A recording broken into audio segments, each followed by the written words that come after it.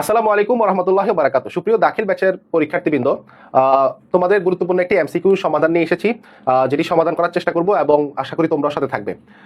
তাহলে আমরা একটু দেখি একটি সমকোণী সমদ্বিবাহু ত্রিভুজের একটি সমকোণী সমদ্বিবাহু মানে কি। আমরা সমকোণী ত্রিভুজ বলতে চিনি কোনটা, এই যে যেটা এভাবে থাকে, তাই তো। সো সমকোণী ত্রিভুজ আমরা দেখে আসছি, ত্রিকোণমিতিতে আমরা পড়ে আসছি যে সেটা পুরোটা অধ্যায়টা বেস করে সমকোণী ত্রিভুজের উপরে। সো সমকোণী ত্রিভুজ আমরা চিনি।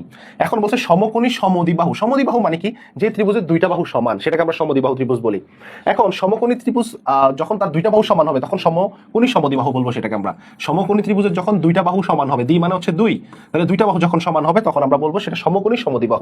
এখন অতিভুজ আমরা জানি সবসময় কনস্ট্যান্ট, মানে অতিভুজ কখনো নড়চড় হয় না। অতিভুজ যেমন আছে মান তেমনই থাকবে, মানে অতিভুজ সবচেয়ে বড় হয়। অতিভুজ কি হয়, সবচেয়ে বড় মানটা হয়। তাহলে আমরা যদি একটু দেখি, নাম দেই, ধরেন আমরা নাম দিলাম ABC নাম দিলাম। এখন এখানে সমকোণী সমদ্বিবাহু ত্রিভুজ বলছে যেহেতু, তাহলে এখানে আমরা ধরলাম যে এটা বাহুর মান A আর BC হচ্ছে এ ধরলাম, একটা বাহুকে এখানে এ ধরলাম, এই বাহুটাকে আমরা এ ধরলাম। আর এখানে অতিভুজ আমাদের কত বলছে, অতিভুজ বলছে 12 সেন্টিমিটার। তাহলে AC হচ্ছে আমাদের অতিভুজ, অতিভুজ ধরলাম 12। আর অতিভুজটা কিন্তু সবচেয়ে বড় হয়, তার মানে সবচেয়ে বড় বাহু যেটা, সেটা তো আর দুইটা বাহু সমান হওয়ার সুযোগ নাই। যেহেতু সুযোগ নাই, তাহলে আমরা কি বলতে পারি, তাহলে আমরা বলতে পারি এই দুইটা বাহুই আমাদের হচ্ছে সমদ্বিবাহু, যেখানে এই কথাটা বলছে। এখন ভালো, তাহলে আমরা দেখেন লম্ব পাইলাম, ভূমি পাইলাম, অতিভুজ পাইলাম। লম্বার ভূমি কিভাবে পাইলাম, লম্ব ভূমি কিন্তু দেওয়া নাই, তাহলে আমরা একটা বাহুকে এ হিসাবে ধরি। সে তাহলে যেহেতু বলছে সমদ্বিবাহু ত্রিভুজ, তার মানে ভূমি এ হইলে লম্ব এ হবে, লম্ব এ হইলে ভূমিও এ হবে, একই কথা। তাহলে আমরা পিথাগোরাসের একটা সূত্র জানি, সেটা কি বলেন তো। পিথাগোরাসের সূত্র হচ্ছে অতিভুজ স্কয়ার সমান লম্ব স্কয়ার প্লাস ভূমি স্কয়ার। তাহলে পিথাগোরাসের সূত্র অনুযায়ী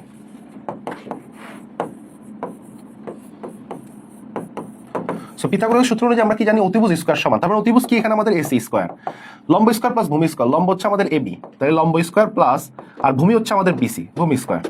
তাহলে এখানে অতিভুজ AC মান কত দেওয়া আছে আমাদেরকে 12, আর আমরা AB এর মান কত ধরে নিছি, A ধরে নিছি, A স্কয়ার প্লাস BC এর মান আমরা A ধরে নিছি, তাহলে A স্কয়ার। তাহলে A স্কয়ার আর A স্কয়ার যোগ করলে কত হয়, দুইটা স্কয়ার, একটা স্কয়ার আর একটা স্কয়ার যোগ করলে দুইটা স্কয়ার। আর 12 স্কয়ার মানে কত, 144। 12 স্কয়ার মানে 12 গুণ 12, 12 গুণ 12 দিলে 144 আসবে। ওকে, তাহলে দেখেন এখানে দুইটা কিন্তু A স্কয়ারের সাথে গুণ অবস্থা আছে, তাহলে 2টা যদি এই পাশে আসে তাহলে ভাগ হবে, তখন কি হবে 144 ভাগ 2 সমান সমান A স্কয়ার। এখন আমরা যদি একটু আসি তার পরবর্তীতে আসি, ধরেন তাহলে এই স্কয়ার সমান সমান কত পেলাম, 144 ভাগ 2। এখন 144কে 2 দ্বারা ভাগ করলে কত হয়, 50 দুগুণে 100 আর 22 দুগুণে হচ্ছে 44, তার মানে 72 পাচ্ছি। তাহলে আমরা এই স্কয়ার সমান কত বলতে পারি, এই স্কয়ার সমান বলতে পারি 72। আর স্কয়ার যদি ওই পাশে যায় তখন কি হয়ে যায়, সেটা রুট হয়ে যায়, তার মানে √72। সো √72 যখন আপনি ক্যালকুলেটর করবেন তখন কত আসে সেই মানটা বসাই দিবেন। সেটা হচ্ছে যে যদি আমাদের মানটা প্রয়োজন পড়ে, আর না পড়লে আমরা একটু দেখবো যে মানটা প্রয়োজন পড়ে কিনা, কারণ আমাদের এখন অঙ্কটা সলভ করা বাকি। দেখেন বলছে ত্রিভুজটির ক্ষেত্রফল নির্ণয় করো। আচ্ছা, ত্রিভুজের ক্ষেত্রফল নির্ণয় সূত্র কি, ত্রিভুজের ক্ষেত্রফল নির্ণয় সূত্র হচ্ছে আমরা জানি হাফ গুণ ভূমি গুণ উচ্চতা। তাহলে ত্রিভুজের ক্ষেত্রফল নির্ণয় সূত্র একটু দেখি, ত্রিভুজের ক্ষেত্রফল সমান আমরা কি জানি, হাফ গুণ ভূমি গুণ উচ্চতা। তাহলে এখানে আমাদের এখানে হাফ আছে, আর ভূমির মান আমাদের কত, ভূমির মান হচ্ছে আমরা BC যেটাকে আমরা A ধরছি, তাহলে আবার উচ্চতা হচ্ছে আমরা AB যেটাকে আমরা A ধরছি, তাহলে আমরা বলতে পারি ভূমি A ধরছি, তাহলে আমরা এর মান কত বের হইছে, √72। এই যে তার মানে এখানে কত বের হইছে, √72, আবার এখানেও এর মান তাহলে √72 হবে, কারণ দুইটা বাহু সমান সমদ্বিবাহু ত্রিভুজ যেহেতু বলছে। তাহলে আমরা এখানে ভূমির মান কত পাইলাম, √72, আবার উচ্চতা সেটা কত পাইলাম, √72। এখন হাফ গুণ √72 আর √72 গুণ করলে কত হবে, √72 হোল স্কয়ার।